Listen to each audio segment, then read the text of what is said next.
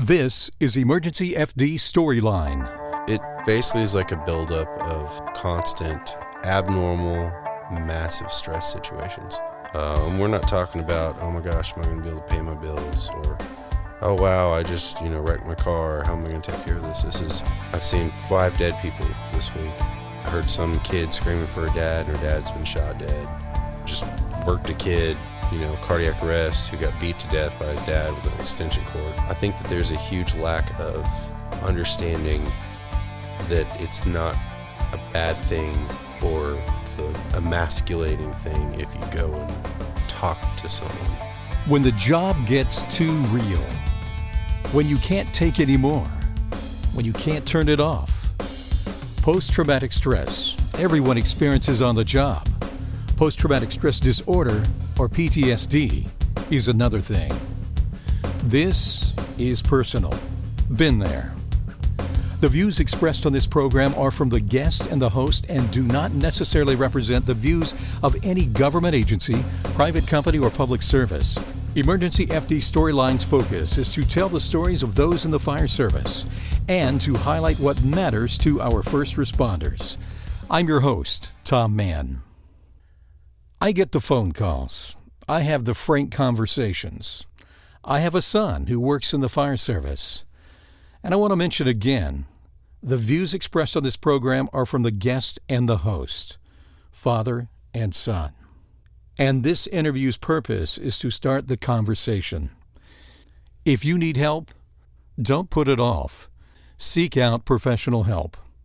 In my last podcast, The Making of a Firefighter, I spoke with my son about his story. I continued my discussion about the reality of the job. This is part 2 of an interview with my son, Memphis Firefighter Mann Jr. I call it The Reality of the Job. When your cup runs over, that's our storyline.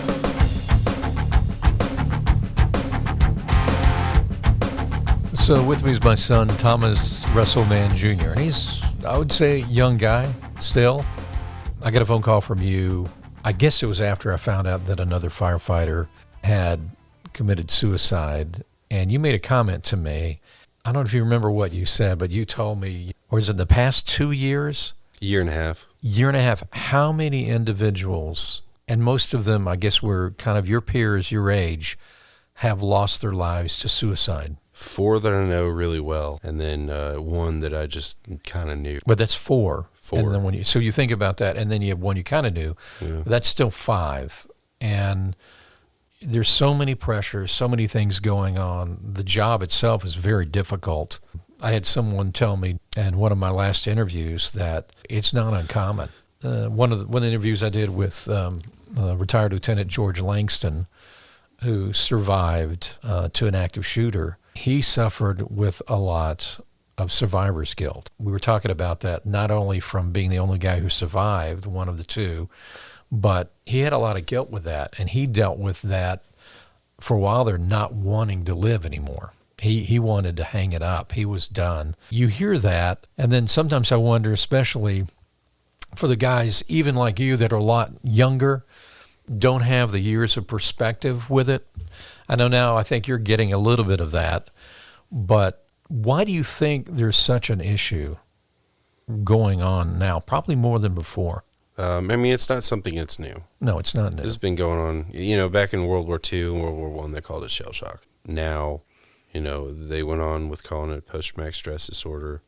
Now they're just calling it traumatic stress disorder or whatever they're calling it now. But it basically is like a buildup of, constant, abnormal, massive stress situations.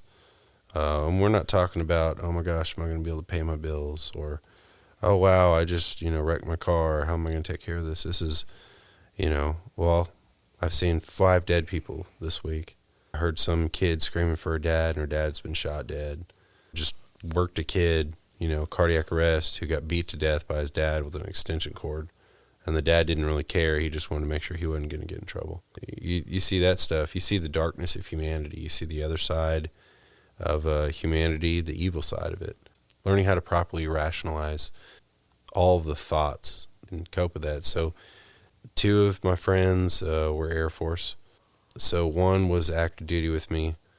and he ended up just he shot himself. And for him, I think it just kind of boiled over finally with him because I think he and his wife were having some problem. The other one I deployed with, he was actually a higher rank, really cool guy, but he was a reservist, Air Force reservist, and his day job, he was he had over 2 decades, so he was a homicide detective, and so he had seen lots and lots and lots. And then last year, which is the first one in the string, was a firefighter that was in my academy class. I had literally seen him, probably about a week prior. We worked double shooting together. He's a paramedic. Another one, it's almost a similar situation, but one of the guys who's on my shift at a different house. So he took 2 hours emergency leave, and when he went home, he ended up going and grabbing a gun, and he shot himself. And he had a kid. Detective, he had 3 kids. I have another guy. I didn't know him very well, but similar thing. He was having, issues at home. I really personally like looking at it. I think that that's not just something that happens. Someone doesn't just wake up and go, I'm going to blow my brains out today. It doesn't work like that.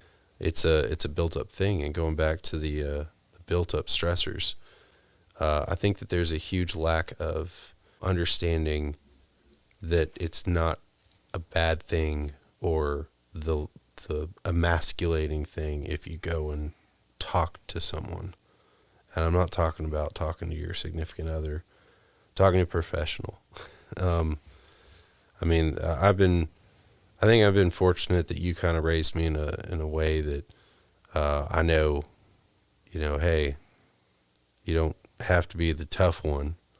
Sometimes it's better to ask for help or wear your SCBA mask on a car fire, even if you're going to get made fun of because I don't want to get cancer, or wear your SCBA, a little bit longer into overhaul and stuff. I've said this to you all the time because I've experienced some of the things on the job. Although I wasn't a firefighter, I wasn't a paramedic or an EMT. You're still seeing it all? I've seen it all. I've seen the gunshots. I've seen things that I never wanted to see. I went through a post-traumatic stress thing about 10 years ago, and having dreams and things that I saw, things that I experienced, things that got exaggerated in my mind, working with investigations and finding out how somebody died and then dealing with the families. And I got involved with things like that, and that really messed with you when you found out you could even talk about something you knew. You had to keep it inside. Mm-hmm. We were just talking about one of my interviewees, which was George Langston. I keep talking about it because the incident I went to that he survived, I remember the things I saw there. I got to the point I got numb after that. I couldn't describe what I saw. Those kinds of emotions I felt, actually, as you get older, they really affect you. And I've talked with more guys that have retired that talk about how things are coming back, and they even say, I don't know how I made it out of this situation. I have nightmares about it. They never had any when they're on the job, but all of a sudden when you're away from it, it bothers you. I got to the point I actually stopped doing what I was doing because I couldn't take it anymore. That's what I remember. Mm-hmm. I've always tried to tell you to, first of all, talk about it. You'll call me up with how many shootings you had, or I can't count. Now you can't count. And then had the guy that was shot multiple times. How do you explain that to somebody? And the guy's still talking, right? Oh yeah. And you get back there, no big deal, and you have to joke about some of the things that are, if the word's irreverent, talking about situations, but you have to laugh at them. You have to deal with it. You have to cope with it. When people ask me, like, what's it really like, being a firefighter, they're like, are there any TV shows or anything? Obviously, I'm going to tell them Ladder 49. That's a pretty accurate depiction of the fire service. I'm not even really going to talk about Backdraft because it's not real. Anyway, it's not realistic, but of course that's the Firefighter movie. But you got Ladder 49, and then Rescue Me, the series Rescue Me, right, directly ties into this discussion we're having. Through the series, you literally see him losing his mind. The character was at 9/11. He lost, the majority of the people that was on his company. that is an accurate depiction. Once you've been on this job long enough to where you've seen enough, that desensitizing effect is just a natural response. It's 100% natural. Especially big city fire departments and your paramedics, you know, that are on your services, EMTs that are on these ambulance services that are running, you know, all these calls constantly, absolutely 100%. You do become like emotionally numb to stuff. But the problem is not really that in itself, but it's the fact that you just dealt with, you know, 3 shootings in one day and a cardiac arrest and some kid that got hit by a car and might not make it, or some kid that got, you know, in a car wreck and, you know, the parents don't have them buckled in or in a car seat or anything. They get flung out and now they're dead, you know, and then you just go home like nothing happened. And then you have to resume life normally and react normally. Yes. It's hard to talk to like your wife or anyone else about this. How do you explain that to somebody? I used to tell the stories of stuff that I was seeing, and I would have people look at me like I was nuts. What I was telling them was almost too unbelievable to believe because it sounded like a lie. It sounds like something in a horror movie. Yeah. And it's a reality. It's a reality. I can remember I went to my wife's, you know, 10th, whatever, high school reunion. And I don't know, I was talking to some guy there, and there were some firefighter friends of mine that are up here in Southern Illinois from when I was still a volunteer that I knew that were at this reunion.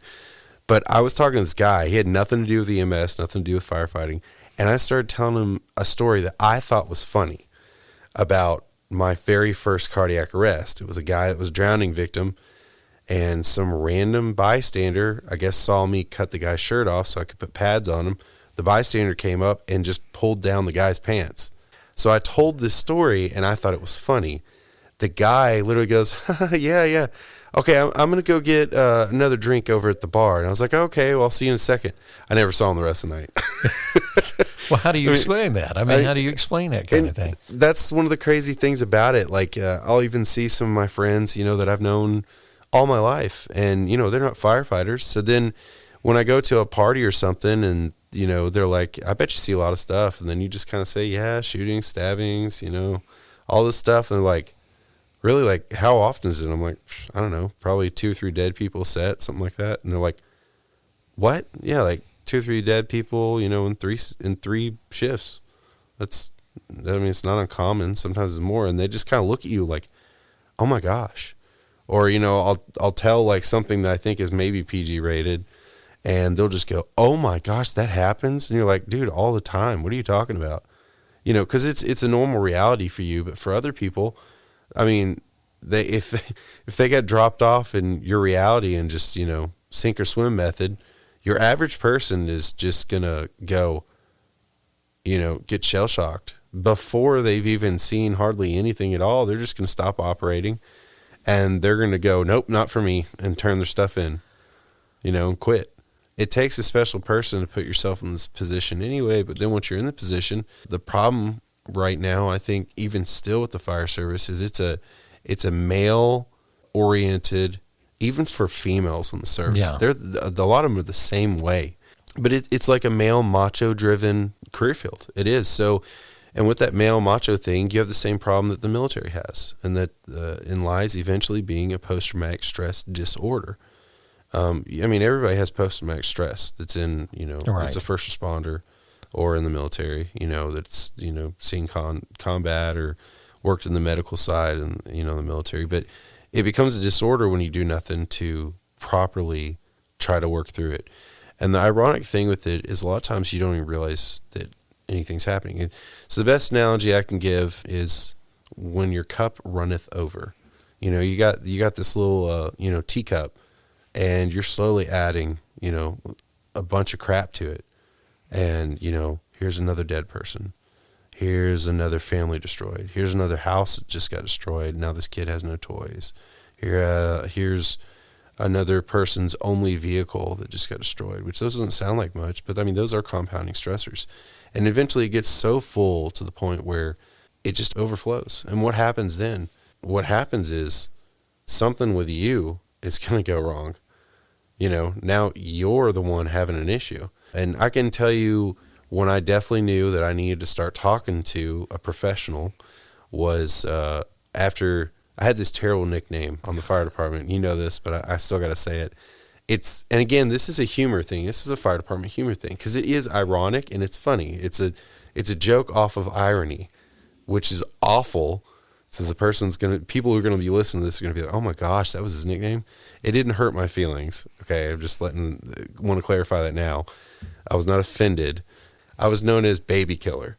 And the reason I was known as Baby Killer was because I had 3 cardiac arrests over a 4-shift span. And then I had just a massive amount of pediatric patients, which is extremely rare for us, even on Memphis Fire Department, to have just an incredible amount of pediatric patients. It was me and this other paramedic. Together, we were peds magnets. I had, 1 cardiac arrest on a child that was because she had been sick for over a month. This is way before COVID, so it's not COVID people, but she had been sick for over a month, probably had pneumonia that had developed, and the parents just never took her to the doctor. They probably thought that she was going to get over it. It was just a thing. The thing with children is, their bodies compensate really well.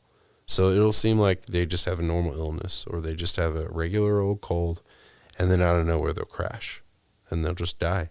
The number 1 cause of pediatric cardiac arrest is respiratory arrest. So this kid, she was sitting there sort of talking, only able to get a couple words out at a time, and then she just passed out right there. That's when we loaded her to the unit, and then when we got her on the cardiac monitor, she's in VFib right now. So she's a cardiac arrest. That's not normal. Then the very next shift, we show up for a pediatric cardiac arrest. The kid didn't have a shirt on. You could see in the bathroom there was like shampoo bottles and stuff and body wash bottles and all over the place. It looked like a struggle had gone on. And the only people there was this kid and this stepdad.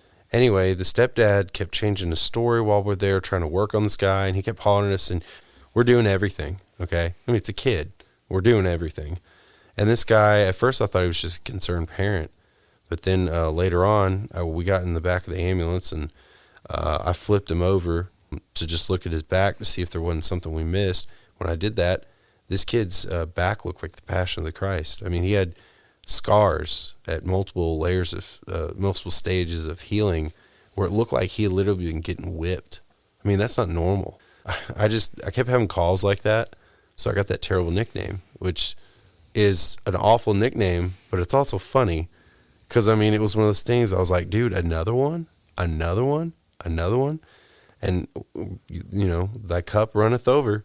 I got to a point where I just had this, I ended up one night, I had a dream, and I woke myself up moaning, which was weird, but the dream that I had was that I was in my bed. I don't know, somebody said something like, your child's dead or something like that. I woke up, and as clear as I'm looking at you right now, I look over towards my wife, and I see our brand new baby, our second child, dead on the bed, as an infant. And then I closed my eyes, opened my eyes again, and it was gone. And I was like, whoa, okay, yep, I'll go ahead and start talking to somebody. Because I was like, that ain't good, that ain't right. That's not normal. You know what I mean? It is a normal life. It is normal life because it happens. But to the degree that you have to deal with it every day. It's normal for us. Right.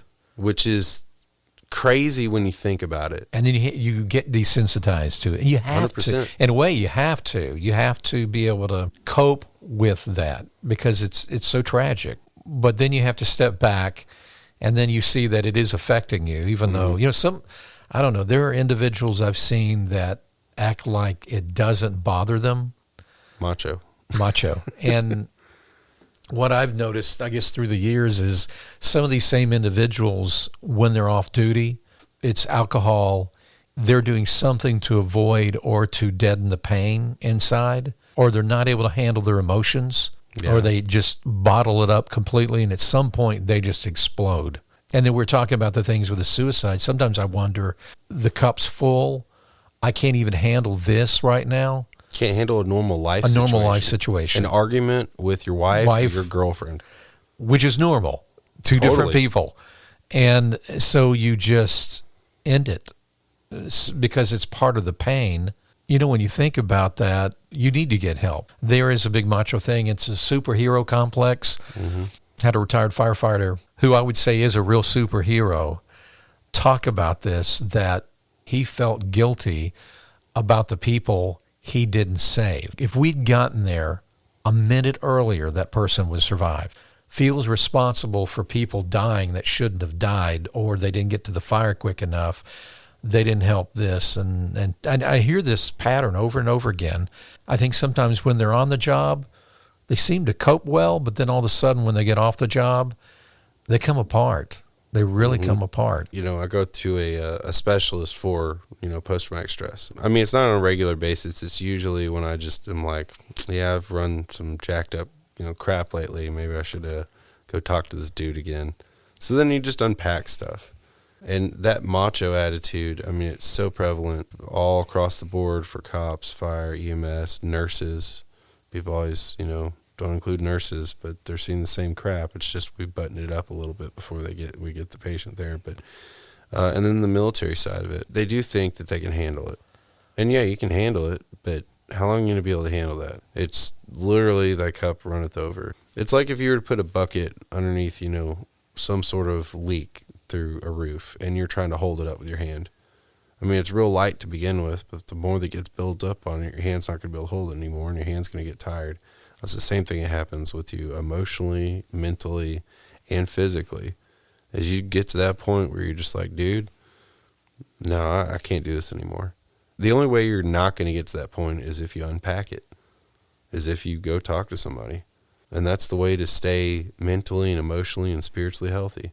I'm very fortunate, and I'm glad that I'm blessed to have, I don't know if it's, instilled from you. I think it is definitely in part, but at the same time, I have had some great leaders above me be able to tell me, don't be an idiot, go talk to somebody.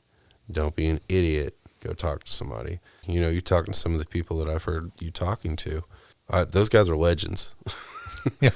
On the fire department. When you have some greats like that are considered some of the great that, even people who have been on the department for 2 years know those names, they're sitting there saying that, then, people should stop being stupid. The same thing can be applied to, wearing your proper PPE.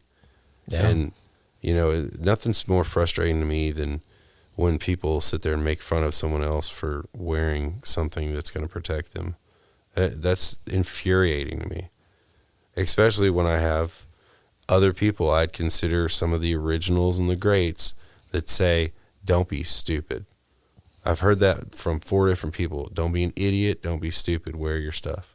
I wish I would give have. it to you for a reason. Yeah. And there are people that have learned from that. And who cares what any of these people say? If they sit there and make fun of you for putting your SCBA on, who cares? Put it on. If they're going to make fun of you for sitting there and admitting the fact that you go talk to somebody to try and unpack your junk, forget it, dude. Don't listen to them. That's all I can really say is just, it's about your health. It's not about their opinion. You shouldn't care what their opinion is. As long as you know you're doing your job, that's just going to make you better at your job if you're wearing your equipment and you're unpacking your emotional junk. Because that is exactly what you said earlier. I think every single one of those could have been avoided if they would have just kind of unpacked. Another interesting thing about those, each of them, it was some sort of life stressor, a normal life stressor that sent them over the edge. They didn't have a bad call on the job, then just go home and off themselves. No, something happened at home. You already don't have a lot of control on your job, what you're going to see, what the outcomes of the calls are. If you're able to save someone, if you're not able to save someone, that kind of stuff. You don't have control over that. So the one place that you want to have control over, which is your home life, and then something happens that destabilizes your stability. I think that's how these guys have gotten to that point. That's a shame. I remember the years I started out involved with this, they didn't have any of the counseling and any of the understanding of the post-traumatic stress. It's kind of like, you're a firefighter, you can handle it. If you can't, you need to get off the job. There are people back in the day that I can remember almost were the point of exploding on the job. They were just really messed up. I would run into them in a private situation outside the job. They were usually drunk, and they would talk about how they were fine. And I'm like, you're not fine. There's something wrong with you when you have to do those things, or they had to get involved with something like that, or they're doing something destructive, even off the job, or they were so bottled up they couldn't cope. Their family relationships had totally fallen apart.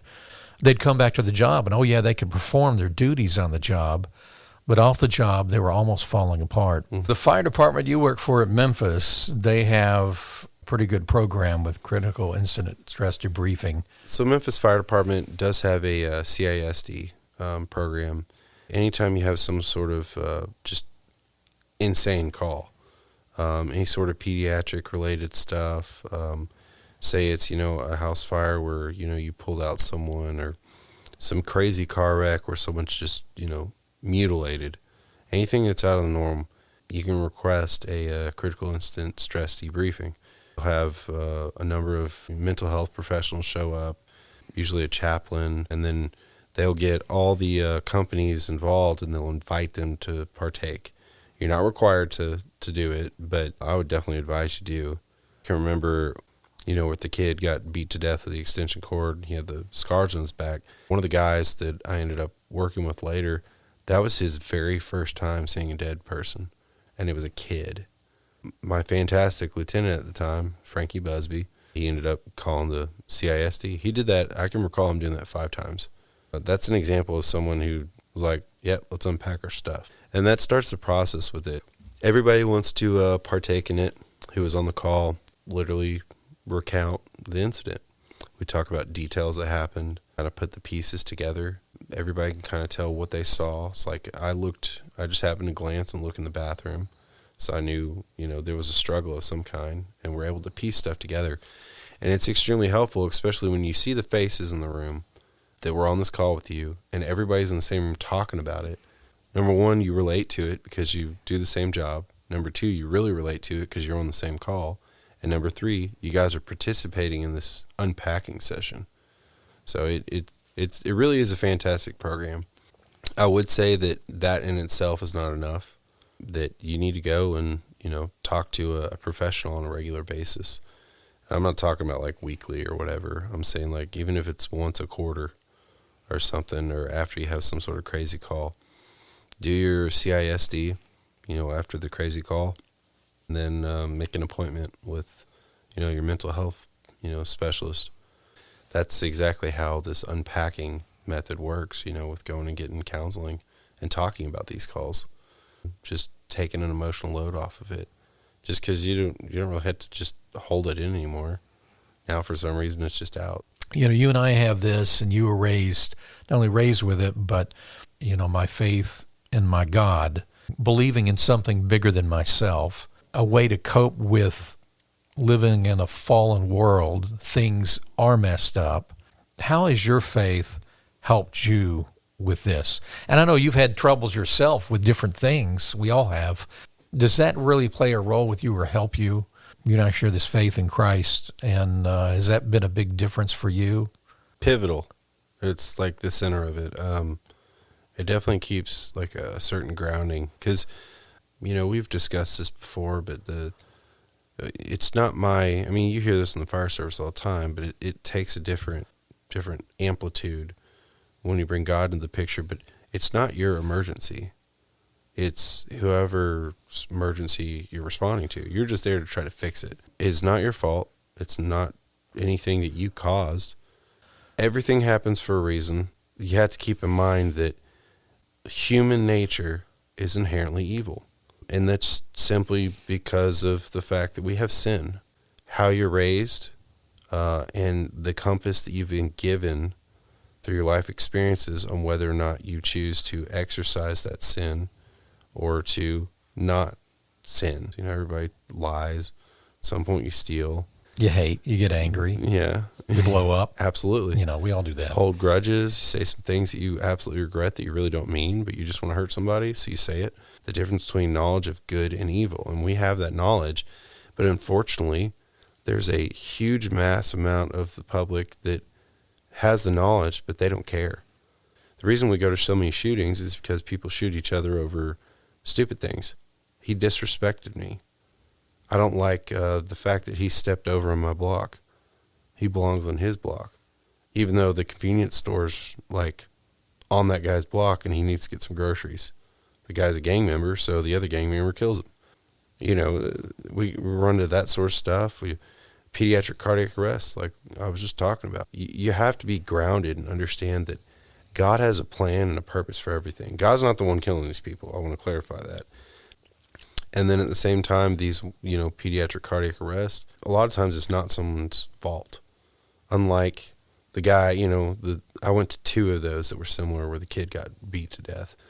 You have to understand that either it's caused by inherent evil or it's just time. It's that person's time. Why? I don't know. I don't think that's our right to know. I don't think it's anything that we can possibly understand. You have to put yourself in a position where you understand that it's not your fault. It's that time for that person. Even if it's a small infant and it's a SIDS case, which I've been on a number of those. Why? I don't know. But you can't get hung up with the fact that shouldn't happen. I mean, it shouldn't happen, but it does. But you can't get hung up with that thought of trying to rationalize it. You can't rationalize it. All you can do is try to talk about it, talk about how screwed up it is, how awful it is, and then don't run away from the emotional aspect of it. And I've talked about this with my guy I talked to. My thing that I have an issue with is I empathize a lot. I do that with like patients, that aren't even dying. You got someone who's just having a hard time, tough on the luck, and they're just having a bad run in life. And I get this like an emotional response where I'm putting myself in their shoes and how they would feel. I remember this one, there was 3 kids. The dad got shot by their father's girlfriend over Popeye's chicken at the dinner table. I can't make this up. He got shot and killed because of disagreement over Popeye's chicken. She pulled out a gun and shot him. And it was in front of one of the kids. The other 2 kids were upstairs. Killed him.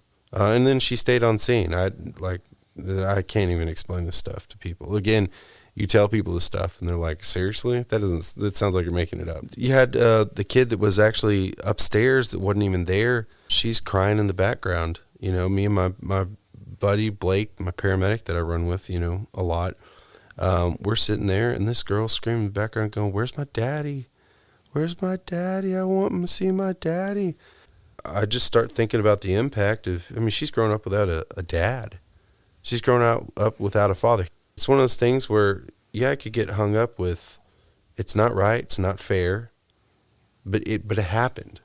And you have to try not to rationalize it and understand it, but you have to just accept it. I guess you go through the 5 stages of grief or loss or whatever, but you just got to learn how to go through those a little bit quicker and get to that acceptance phase, because you can't rationalize everything. If I could rationalize everything, then I would know everything. I'd know exactly when and how, detail for detail, the entire universe was created if I could rationalize everything. But that's not up to us. That's up to God. So again, what advice do you give anybody? They're not able to cope. Their cup's running over. They're on the edge. Maybe they feel hopeless. The men, the women. I say guys. I'm talking about that brotherhood, sisterhood. What would you advise somebody to do? In the famous words of 2 different lieutenants now, don't be an idiot. You can't handle everything on your own. It's impossible. And that's not really talking about going to your spouses or going to your family and telling your family, because they're not going to understand. And yes, in the engine house or at the police station or at the base or at the hospital, we sit there and we talk about the stuff and we kind of partially unpack it there, but that is still not the same as talking to a professional, whether that be a pastor or someone who specializes in hearing this kind of stuff. The guy I go to who's he specializes in PTSD related counseling. He hears all sorts of other stories from firefighters. So I know he's heard these stories Not necessarily that he can relate because he hasn't been there, but at least he's heard these stories. And I know it's like a, whatever, I'm not going to get judged for saying some jacked up stuff in the middle of my session. Talk to somebody. You're not a God. There's only one of those, and he's the one that you need to ask for help from, truthfully. And if that isn't your thing, then go talk to somebody. I know that without God, that I wouldn't have any of the strength that I have, for any of the things that I do. You may think that it's not affecting you, but it's absolutely affecting you. And you may think that since you're not having bad dreams, or you're not, you may think that everything's fine, but maybe listen to your spouses and your family. You should probably start looking at it and say, you know what, maybe I need to go unpack some stuff. That's what I would say. That's good. Well, thanks, Russ. Appreciate it. Anytime. The reality of the job when your cup runs over. A Storyline Extra. Part 2 of my interview with my own son, Firefighter Thomas Mann Jr. Let me get real for a moment. I needed help. Almost 10 years after I stopped my work with the fire service, dreams, uncontrolled anxiety, stress, reliving situations, insomnia, and a trip or two to the ER for chest pains, heart cath, that's kind of how it went. I couldn't even enjoy the good things in life, but I found a good counselor who worked with first responders. That counselor helped me unpack some things I had no idea were bothering me. It was so worth it. So this is my advice. If you need help, as my son said, don't be stupid. Get help. Check with your fire department or fire union. If you can't find help there are some great online resources, like one of them, the All Clear Foundation. That's allclearfoundation.org. Great resources. And there are many more. Whether you are on the job or you're retired, as my wife, a nurse with ER and ICU experience, reminds me often, when in doubt, check it out. One of the reasons I produce this podcast is to share stories, and those stories let you know that you are not alone. Your job literally makes a difference in our community. We need you to be healthy and strong physically, mentally, emotionally, and spiritually. So be proactive. That's my advice. Hopefully this has been helpful, and hopefully it starts the conversation. I want to remind you to be sure to check out our website, EmergencyFD.com. That's EmergencyFD.com. And while you're there, help support the production of this podcast with a donation of any amount. Sure would be appreciated. And be sure to subscribe and follow to be notified when our next podcast is available.